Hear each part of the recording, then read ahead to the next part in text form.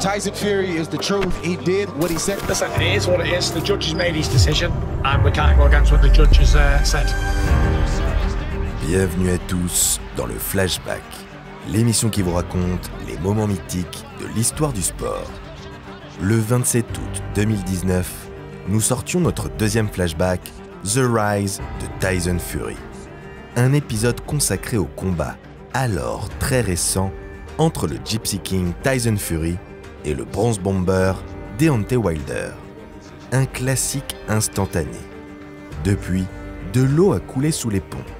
Et ce qui n'était au départ qu'un simple one-shot s'est transformé en trilogie. Une trilogie incroyable. Peut-être la plus grande du XXIe siècle.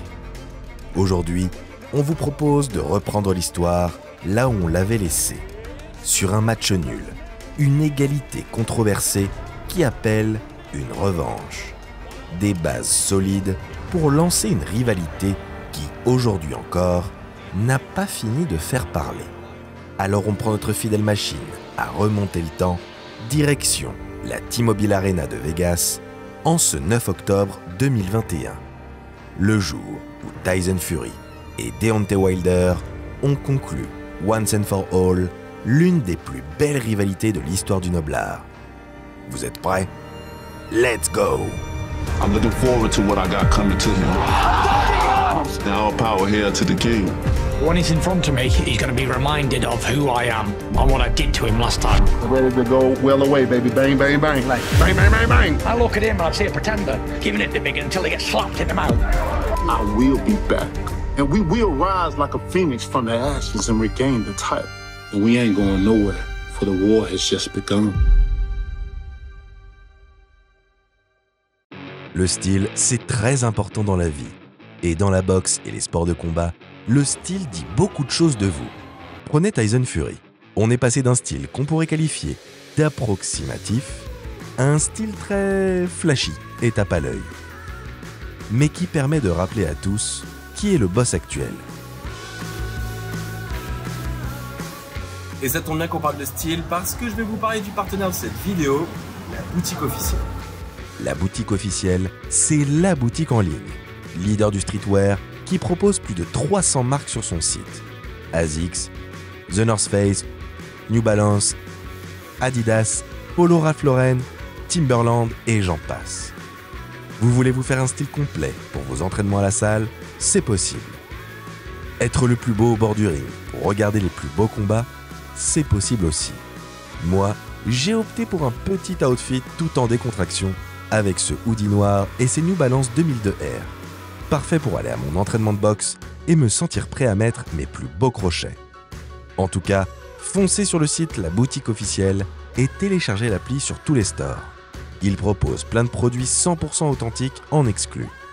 Et puis, regardez-moi ce rayon complet pour les fans de MMA. Elle est pas belle la vie ? Livraison en 48 heures, un temps record qui aurait permis à notre ami Tyson Fury de peaufiner son style juste avant de sortir de chez lui et éviter de sortir comme ça ou comme ça. Dans ces différentes tenues, dirons-nous, extravagantes.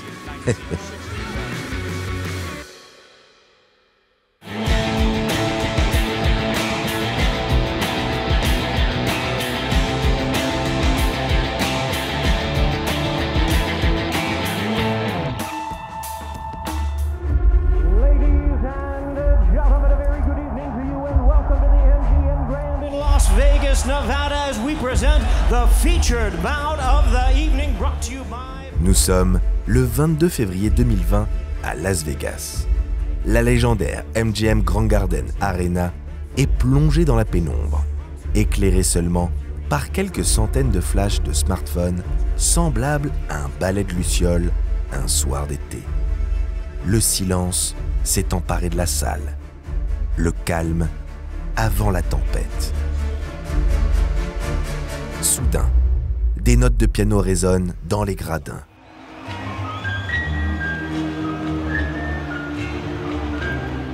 Des notes douces et timides qui contrastent avec la violence de l'affrontement à venir. Assis sur son trône, emmitouflé dans une cape de velours rouge, une couronne vissée sur son crâne chauve, dégoulinant de sueur, le Gypsy King fait son entrée. Une entrée à son image, royale et décalée. Une entrée crazy. Mais Tyson Fury a beau être un roi, celui des gitans, il n'est plus celui des poids lourds. Ce privilège est accordé aux champions. Et c'est au tour de son adversaire de rejoindre le ring. Un changement d'ambiance radical. Purple rain falling down on the prince of the coast when the sun shine all year round. Purple haze over landscapes till I hydrate. La mélodie légère est chassée par les boom bap. Terminée la comédie burlesque. Place à une entrée plus sombre, plus sérieuse aussi. À la tête de ses sujets, vêtu d'une armure noire, inspirée du film Black Panther, Deontay Wilder avance lentement vers son destin. Derrière lui, en arrière-plan, sa ceinture WBC des poids lourds, le Graal de tout amateur du noblard, est exposé fièrement. On ne peut pas faire plus explicite. Pour s'en emparer, Tyson Fury devra d'abord lui passer sur le corps. Un vrai show à l'américaine. Même les plus grands dramaturges n'auraient pas écrit une si belle scène d'exposition. Les personnages principaux sont introduits. Leurs différences et leurs motivations sont claires. Leur affrontement inéluctable. Le prince des ténèbres contre le Gypsy King. Deux prétendants pour un seul trône. Leur premier combat 14 mois plus tôt avait tenu toutes ses promesses. Toutes excepté une. Désigner un vainqueur. Cette fois-ci, il ne pourra en rester qu'un.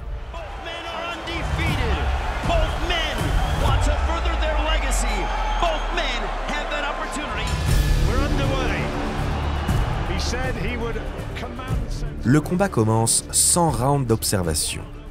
Ces deux-là ont déjà eu 12 rounds pour faire amplement connaissance. Dès les premières secondes, Wilder fait parler la poudre. Le menton en titane, Fury ne bronche pas. Pour le mettre à terre, il en faudra bien plus. Son adversaire en a déjà fait l'expérience. Progressivement, le Britannique s'installe au centre du ring. Il dicte l'échange avec son jab et touche Wilder à la mâchoire. L'Américain tente de se rebeller, mais Fury l'esquive et en profite pour contre-attaquer. Heureusement pour lui, Wilder est sauvé par le gong. En fin de troisième reprise, le Gypsy King lance un crochet monumental qui envoie le Bronze Bomber au tapis.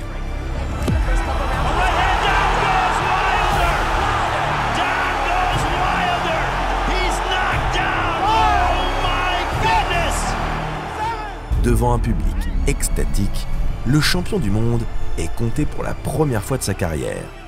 Il se relève aussitôt, mais le mal est fait. Les jambes lourdes, il peine à rester debout et glisse face aux assauts répétés de son rival. Il est au bord du chaos, mais la cloche le sauve une nouvelle fois.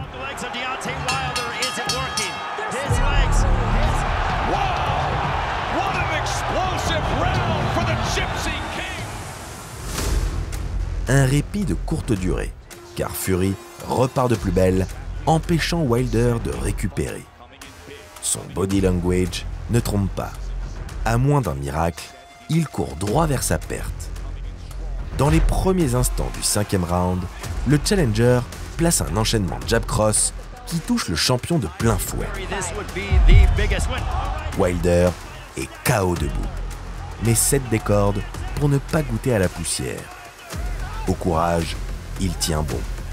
Les jambes chancelantes, il titube tant bien que mal au milieu du ring. Fury le renverse d'une simple pichenette. Wilder is exhausted. Fury down goes Wilder again for the second time in the fight. Mais l'Américain est trop fier pour abandonner. Un filet de sang coule le long de son oreille gauche. Son tympan est visiblement percé. La folie du désespoir chevillée au corps, Wilder retourne au combat, mais il n'a plus l'énergie ni la lucidité de se défendre. Le combat est terminé. Tel un chat, le challenger s'amuse avec sa proie. D'un sérieux exemplaire tout au long de l'affrontement, le Gypsy King s'autorise une première facétie en goûtant le sang de sa victime.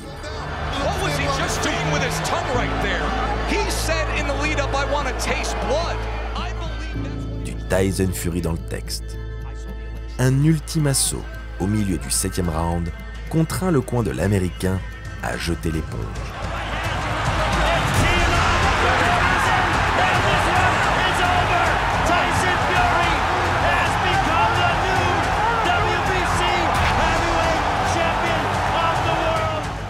Les supplications de Wilder n'y changeront rien. Au terme d'un combat maîtrisé de bout en bout, son plus abouti en carrière, le Gypsy King a réussi son pari. Sous un tonnerre d'applaudissements, il parachève un comeback initié 2 ans plus tôt. Son règne peut reprendre là où il l'avait laissé. Il est à nouveau le roi des poids lourds.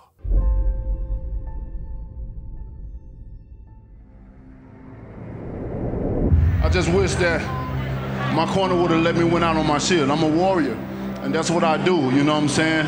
But he did what he did. There's no excuses, and we come back and be stronger.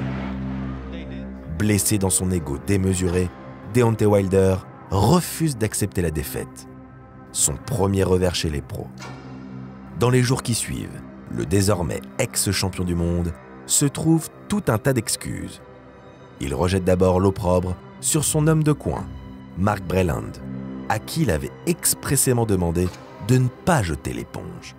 Puis, après avoir pardonné ce dernier, Wilder crie au complot. Il accuse le camp de Fury d'avoir empoisonné son eau avec du décontractant musculaire.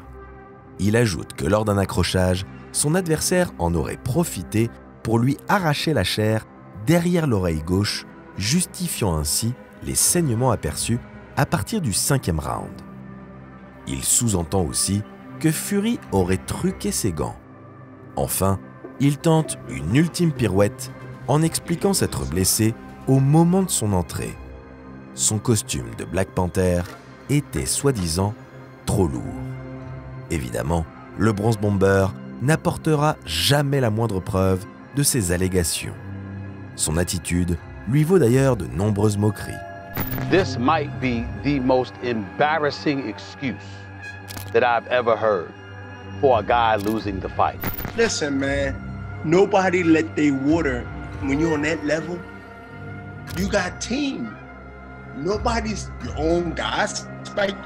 Well, that's what he said. A guy whose technique was there to fail him on any given night, and his power was there to save him on any given night. Tonight, his technique failed him, and his power, oh, never got a chance to save him. En une soirée, Wilder a perdu son invincibilité et sa réputation. Il n'a plus qu'une obsession, laver son honneur. Dès le lendemain, il annonce publiquement avoir activé la clause de rematch figurant dans le contrat. Mais sa revanche est loin d'être garantie. Le combat est initialement prévu pour le 18 juillet, mais est reporté une première fois pour cause de pandémie. Assez pour laisser le temps à Wilder de se remettre d'une grosse opération chirurgicale au biceps. Désormais programmée pour le 19 décembre, la revanche tant attendue ne peut finalement pas avoir lieu. La faute aux restrictions liées au Covid-19 et au manque d'intérêt des chaînes de télévision américaines. ESPN et Fox refusent de diffuser le combat pour ne pas entrer en conflit avec les calendriers de la NFL et de la NCAA. Pour Fury, c'est le report de trop. L'Anglais déclare ne plus vouloir affronter Wilder. La date limite pour organiser la revanche serait expirée. Le combat n'aura tout simplement pas lieu. Le Gypsy King a un autre plan en tête. Le champion WBC souhaite devenir le roi incontesté des lourds. Pour ça, il doit unifier toutes les ceintures majeures. Ça tombe bien, car les 3 ceintures qui lui manquent sont autour de la taille d'un seul homme, Anthony Joshua. Le même Anthony Joshua éteint par un KO surprise face à Andy Ruiz Jr.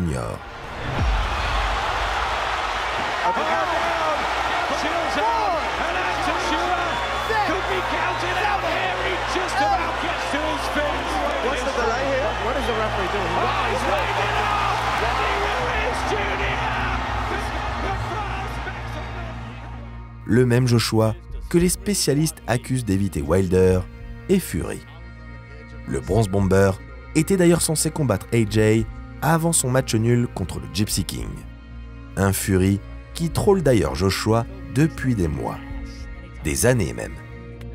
Pas de quoi inquiéter Eddie Hearn, le puissant manager de Joshua. Pour lui, toutes ces histoires ne seront pas réglées en conférence de presse, mais sur le ring. C'est écrit, le combat va avoir lieu. Fury contre Joshua. Pour le titre incontesté des lourds, le 14 août 2021, en Arabie Saoudite.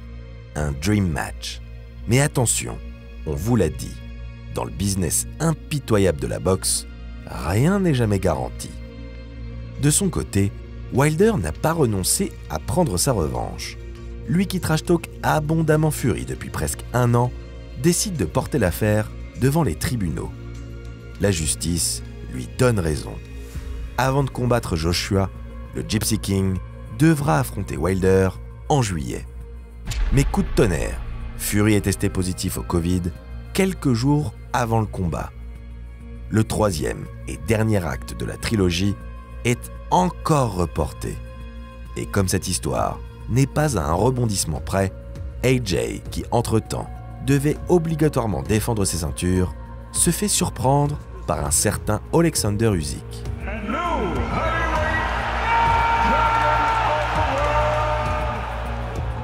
Un véritable tremblement de terre chez les poids lourds.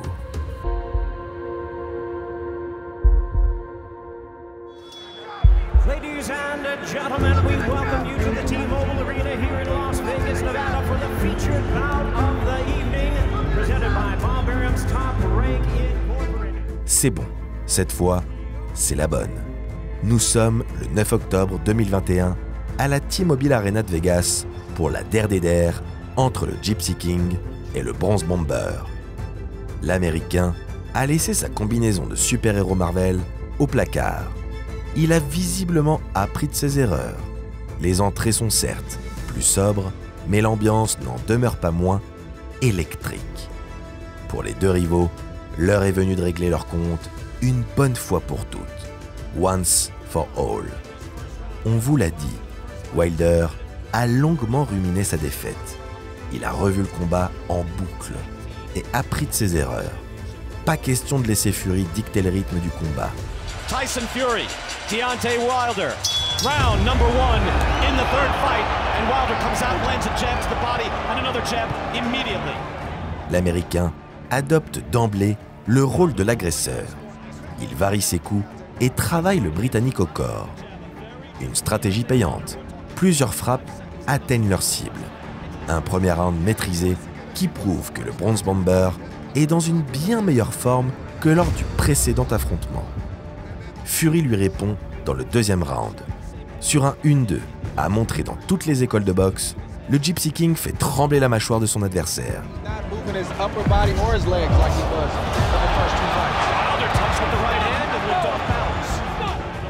Un partout, balle au centre. La troisième reprise prend des allures de grosse bagarre. Les deux hommes se rendent coup pour coup. Mais alors que le round touche à sa fin, le champion décoche un crochet du droit à la tempe, suivi d'un uppercut monumental qui envoie Wilder au tapis.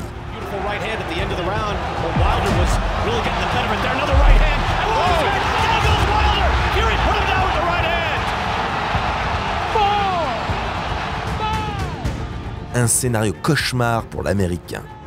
Il s'entraîne depuis si longtemps, si dur. Tout ça pour rien? Non. Deontay Wilder n'a pas traversé l'enfer pour abandonner si facilement. Il se relève, prêt à repartir au combat. Et quelques minutes plus tard, l'inimaginable se produit. Alors qu'il semble en mauvaise posture, acculé par le pressing magistral du Gypsy King, le puncher de l'Alabama profite d'une ouverture pour déchaîner toute sa puissance.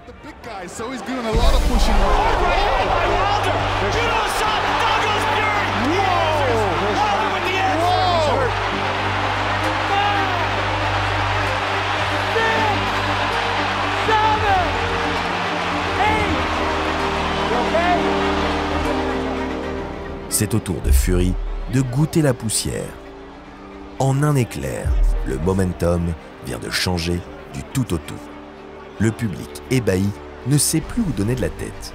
Le champion est durement touché et tient à peine debout. Sans trop d'efforts, son challenger le renverse une seconde fois. Big right hand from Fury. Wilder's got to get. And down goes Fury again. He's hurt, fellas. Boom! Wow! Wow! Over there. 6. Fury back up. Final seconds. 8. Put your hands up. Put your hands up. Come here. Give me a glove. That's the end of the You round. okay? But he has to be ready. That's Fellas, the end. that was an extremely slow count on both of those knockdowns. I don't know what that was about for more, but that was an extremely slow count on both of those knockdowns. Andre, they should be counting here. Le regard dans le vide, le Gypsy King voit son royaume s'effondrer sous ses pieds. Fury a survécu, mais on imagine mal comment il pourrait s'en remettre. Wilder le sent. Il a la victoire au bout des gants. Il retourne au charbon et continue son travail de sape. Mais le gitan n'est jamais plus dangereux que lorsqu'il est blessé. Il l'a déjà prouvé à maintes reprises. Et alors que toute la salle l'imaginait à l'agonie, Tyson Fury sort sa spéciale. Comme par magie, il renaît de ses cendres. Wilder now fires back. Oh, there's Fury with the right hand. Wilder's hurt. Wilder's hurt. He wobbled. He almost fell over into the ropes. He is close to going out. Now Fury. What a round. Un crochet et un uppercut plus tard, Wilder est dans les cordes. Les yeux fermés, il semble presque inconscient. Fury tente de l'achever, mais le Bronze Bomber, malgré la pluie de droite, l'agrippe à l'instinct. Le momentum a encore changé de camp. À ce stade, une seule chose semble certaine. Ce combat ne pourra aller au bout des 12 rounds.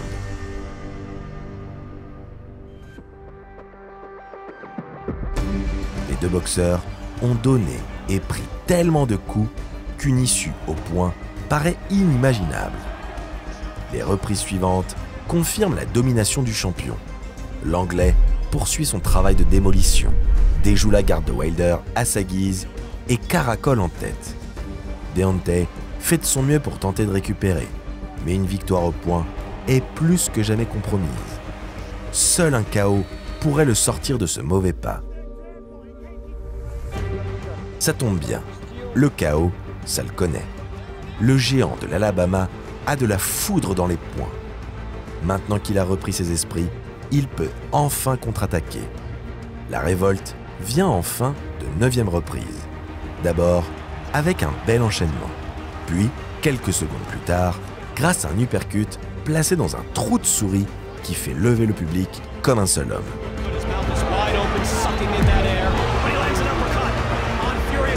Twists around now and gets Fury into the corner. Fury applies the body weight. Another pitched battle in that round. On arrive dans la dernière ligne droite. Le combat touche lentement mais sûrement à sa fin. Épuisés après autant d'efforts, les deux rivaux sont debout au centre du ring, la garde basse. Comme dans les meilleures scènes de Rocky, ils lancent leur dernière force dans la bataille. Aucun ne semble prendre l'ascendant quand soudain, Fury nous gratifie d'un tour de magie dont lui seul a le secret.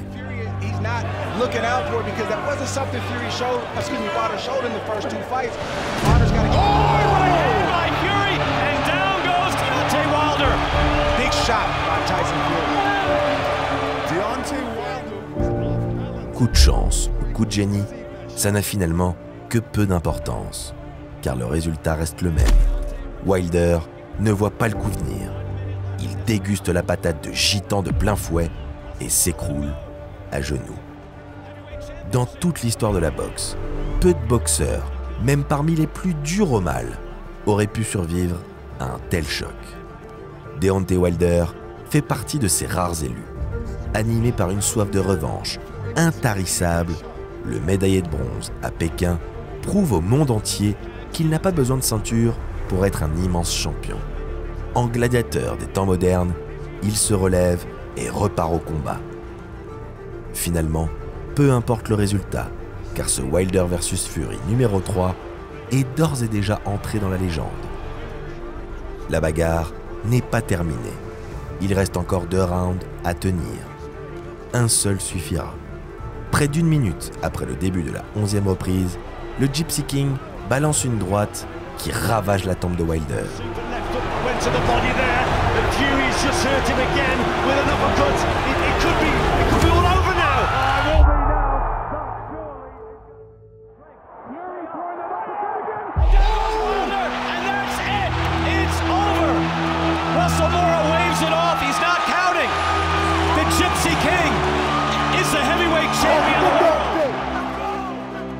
Cette fois, c'est fini.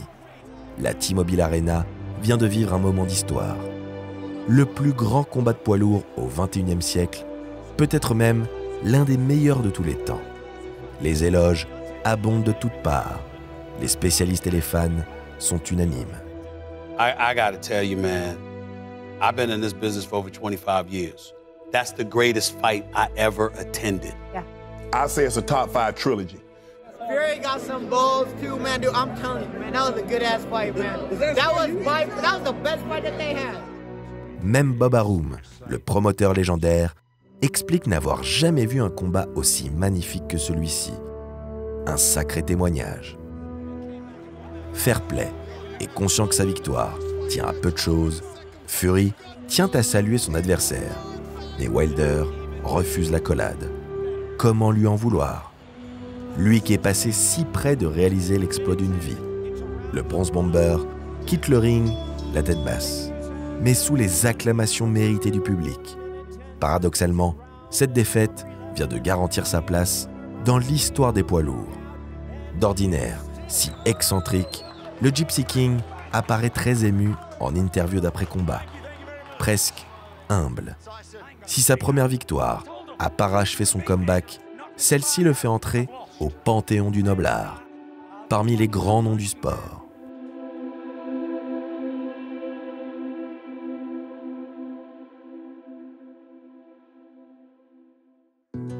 La trentaine désormais bien entamée, Tyson Fury peut enfin passer à autre chose et se concentrer sur le dernier grand défi de sa carrière, unifier les titres poids lourds. Contre Anthony Joshua? Non, ça serait trop simple, car AJ s'est fait dépouiller de l'intégralité de ses ceintures par Usyk. C'est donc face à l'Ukrainien, légende des lourds légers, que Tyson Fury va livrer son ultime bataille. Un scénario qui n'est pas sans rappeler les affrontements mythiques entre Mike Tyson et Evander Holyfield. De par son scénario hollywoodien, ses multiples rebondissements, son trash-talking, ses personnages hauts en couleur et surtout par la qualité de la boxe proposée, cette trilogie quasi parfaite entre Tyson Fury et Deontay Wilder a marqué toute une génération. Des 3 combats à mort qui ont opposé les 2 rivaux, aucun n'est à jeter. À l'image de la trilogie légendaire entre Mohamed Ali et Joe Frazier, elle constitue l'apogée d'un âge d'or de la catégorie reine. Quand 2 immenses champions ont à leur manière redonné ses lettres de noblesse à un art oublié. Malheureusement, la comparaison historique s'arrête là, car n'est pas George Foreman qui veut. N'est-ce pas, Anthony Joshua ?